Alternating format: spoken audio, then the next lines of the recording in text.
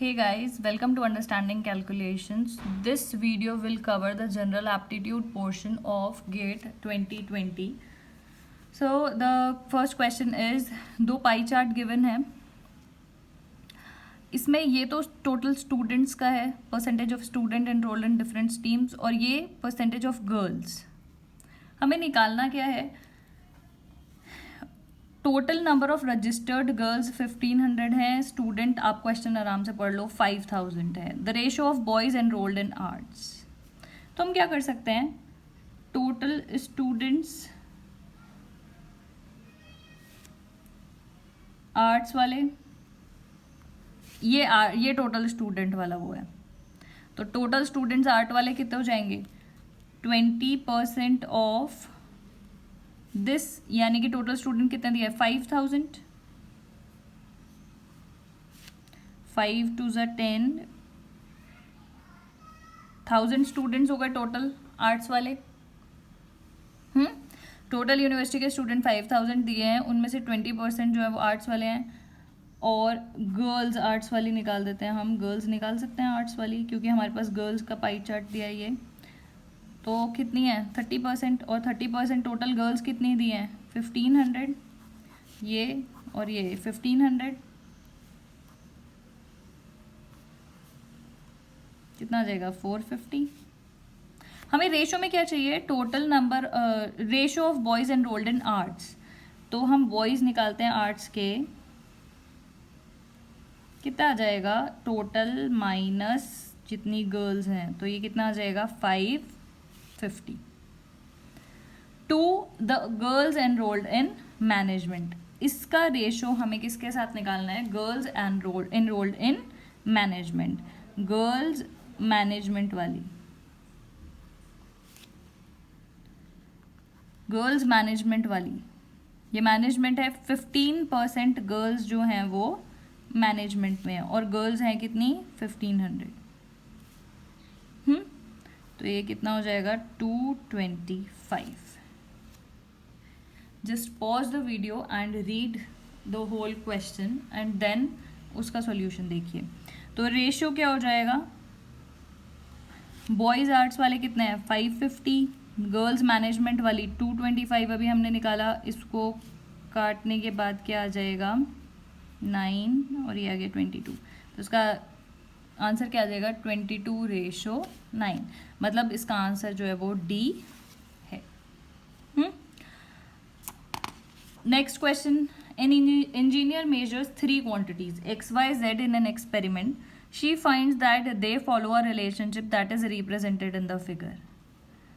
अब ये है, अब क्या करना है? जब भी कोई लीनियर ग्राफ होता है, इसका मतलब क्या होता है? जो x एक्सिस, जो y एक्सिस पे और जो x एक्सिस पे है, वो डायरेक्टली प्रोपोर्शनल है. एक्स वाई डायरेक्टली प्रोपोर्शनल है z पे, अगर ग्राफ लीनियर है. इसका मतलब क्या हो रहा है? ये इंक्रीज हो रहा है तो साथ में ये भी हो रहा है. देखो ग्राफ, तभी तो ये इंक्रीज हो रहा है यहाँ से, इसीलिए ये इंक्रीज हो रहा है. तो जब भी कोई स्ट्रेट लाइन होती है, इसका मतलब क्या होता है? y एक्सिस पे जो भी है वो डायरेक्टली प्रोपोर्शनल है x एक्सिस के. Product of x y linearly varies with z. उसने लिखा भी है लीनियरली वेरीज, मतलब directly proportional. Directly proportional. Which of the following statement is false? अगर हम इसको क्या करते हैं? ऐसे लिख देते हैं, इज इक्वल टू, एक कांस्टेंट लगा देते हैं. ऐसे ही करते हैं, जब प्रोपोर्शनैलिटी का साइन हटाते हैं तो कांस्टेंट लगा देते हैं. अब देखते हैं. फॉर फिक्स्ड जेड, फिक्स्ड मतलब कांस्टेंट कर दिया. जेड को अगर फिक्स कर दें तो एक्स वाई के प्रोपोर्शनल आएगा. देखते हैं करके. इसको फिक्स कर दिया तो एक्स इज इक्वल टू, ये कुछ नंबर आ गया के, तो क्या हो जाएगा? एक्स इज इक्वल टू के अपॉन वाई. तो ये क्या हो गया? फॉल्स. एक्स प्रोपोर्शनल नहीं आएगा. और यही बताना था, लेकिन हम और ऑप्शन भी देख लेते हैं.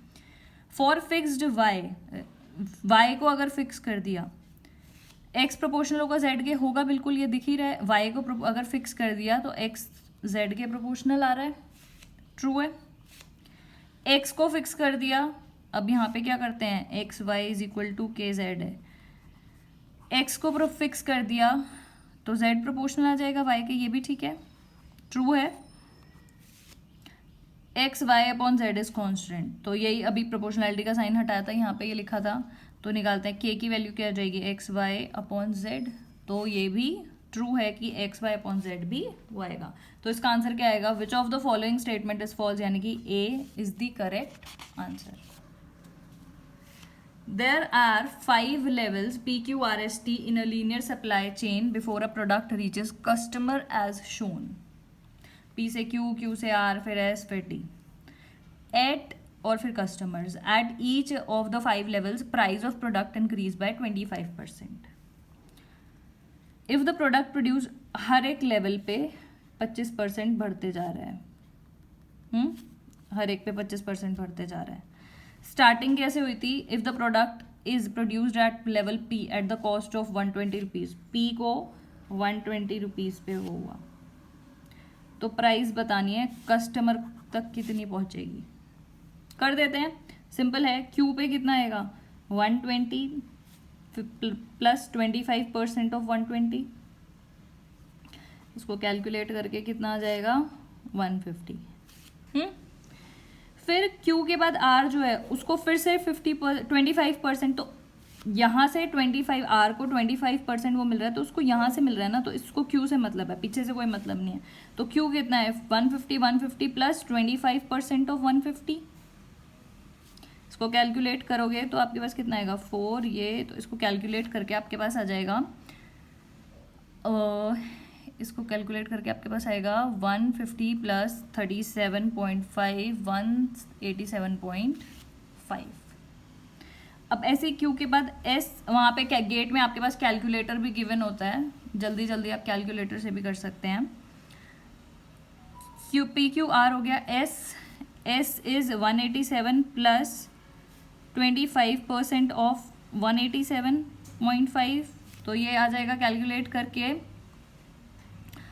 234.3, मतलब कि पीछे पीछे इसका लेना है 25%। फिर टी जो है वो इसका 25% लेगा, तो टी को कैलकुलेट कैसे करोगे, this 234 plus 375 plus 25% of this 234 plus 375, इसको आप कैलकुलेट करोगे तो ये आएगा 292 प्लस 0.97। फाइनली कस्टमर को कितना मिलेगा, दिस, कस्टमर के लिए क्या लिखोगे, दिस प्लस 25% ऑफ, क्योंकि टी कितना आ गया 292.95, तो 2.95 plus 25% of 292.95 which is equal to 366.21। तो इसका आंसर है डी। कैलकुलेटर गिवन होता है तो इसलिए उसकी फटाफट उससे कैलकुलेशन कर सकते हैं। It was estimated that 52 men can complete a strip in a new constructed highway connecting city P और Q से connected है city, उसको बनाने के लिए, उस पे एक complete strip बनाने के लिए 52 men चाहिए, जो काम ख़त्म कर देते हैं 10 दिन में। 52 men लगते हैं और 10 दिन में काम ख़त्म कर देते हैं। अब क्या हुआ, due to an emergency 12 men were sent to another project. 12 men चले गए, 52 में से 12 men चले गए, तो कितने बचे 40 men, 40 आदमी रह गए। अब कोई काम 52 men कर रहे थे, कोई 12 आदमी चले गए, तो 40 जो आदमी होंगे वो उसको और ज़्यादा टाइम में करेंगे, कम आदमी, कम मैन पावर बची है तो उसको ज़्यादा टाइम में करेंगे। तो अब क्या बचा है, 40 men बचे हैं और बताना है कि how many number of days more than the original, more तो लगेगा ही, more than the original estimate will be required to complete the strip. तो 40 men बचे हैं और मान लेते हैं कि x डेज में काम करेंगे, तो प्रोपोर्शनल है, काम तो हमारा सेम हो रहा है ना, P से Q के बीच में जो स्ट्रिप है उसी को ही कंस्ट्रक्ट कर रहे हैं, तो काम तो सेम हो रहा है।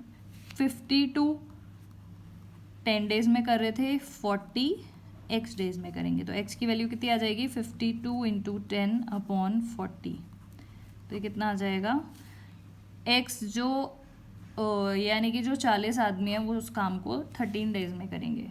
लेकिन इसमें क्या पूछा है, how many number of days more then the original, original कितने थे 10 डेज थे, अब कितने 13, तो मोर कितना हुआ 13 - 10 इज इक्वल टू 3 डेज।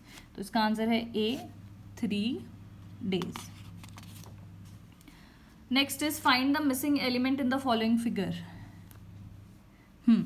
तो इसके लिए मुझे बच्चों की तरह ABCD लिखनी पड़ेगी. FGHIJKLMNOPQRSTUVWXYZ. इसका जो रीज़न है वो उतना अच्छा भी नहीं है, और हो सकता है इसका आंसर जिस रीज़न से मैंने निकाला, मतलब जो दिमाग लगा के निकाला, आंसर तो सही आया है, तो हो सकता है इसका रीज़न कोई और भी हो, लेकिन मुझे कोई समझ नहीं आया. वो यही है. आप देखिए T और X देखते हैं सबसे पहले. T और X, ये T है, ये X है, बीच में कितना गैप है? T से चलते हैं 1 2 3. T और X के बीच में कितना गैप है? 3 का. 5 और 9 देखते हैं. 5 6 7 8 9, 6 7 8 और 9, 3 का गैप है. तो अब क्या बचा? H और देखते हैं, तो H और गैप कितना है? 1 2 3. फिर क्या आया?